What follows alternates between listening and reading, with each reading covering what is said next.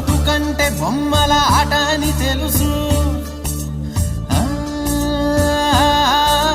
కథ అని తెలుసు, కథ అని తెలుసు, కథలన్నీ కంచికే చేరునని తెలుసు, తెలుసు తెర తొలుగుతుందని, తెలుసు తెల్లారుతుందని, తెలుసు ఈ కట్టె పుట్టుకుమంటదని,